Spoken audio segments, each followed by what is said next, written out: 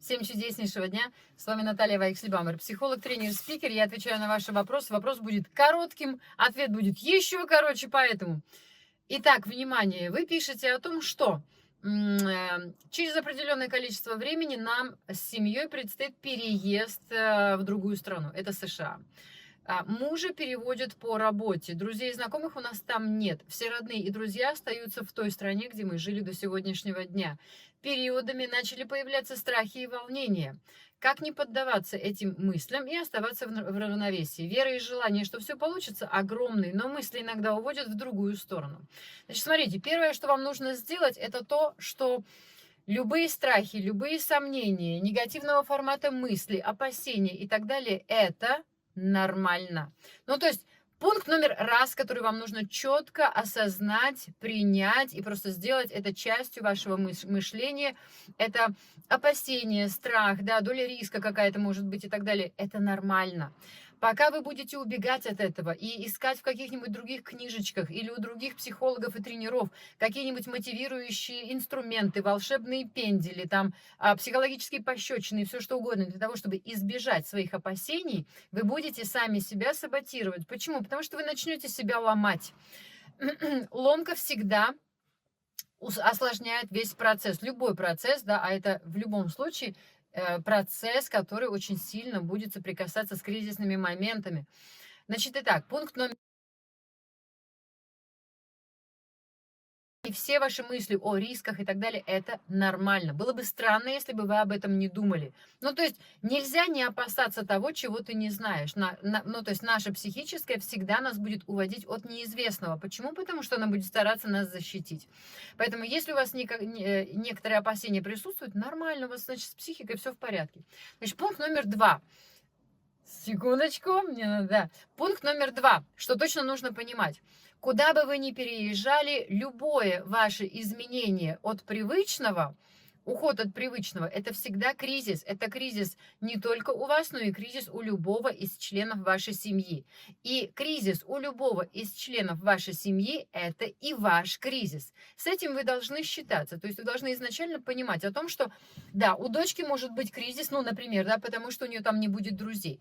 И в момент, когда я уже более-менее скажу, да нормальная страна такая, все у нас классно, вдруг пришла с этим кризисом дочка, и мне придется принимать этот кризис практически как свой, для того, чтобы не психовать, для того, чтобы не разочаровываться, что у нас ничего не получилось. Вы просто принимаете это как все в порядке. И вы дочку точно так же начинаете выводить из этого состояния. Дочка, то, что тебе грустно, потому что у тебя нет, ну, подружки, к которой ты привыкла всегда приходить, там, на кофе, там, на чай, там, да, жаловаться или еще что-нибудь. Это нормально, что тебе грустно. Я тебя понимаю, мне тоже грустно. В какие-то моменты бывает, да?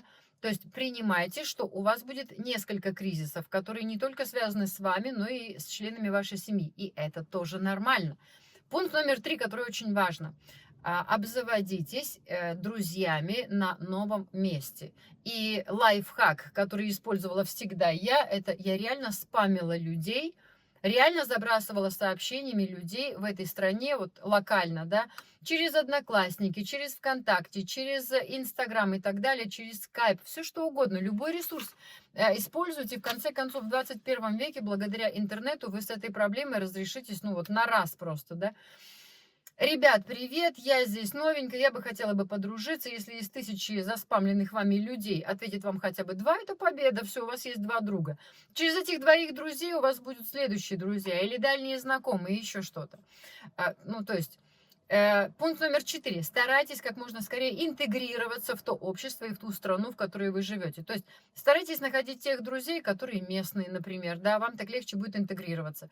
Старайтесь смотреть телевидение, то, которое на языке, ну, той страны, в которой вы живете. То есть не пытайтесь сразу же установить себе сателлитную антенну, где у вас будет русскоязычный канал. Нет, смотрите реально и все ток-шоу, и фильмы, там, да, передачи, новости и так далее на языке той страны, в которую вы приехали.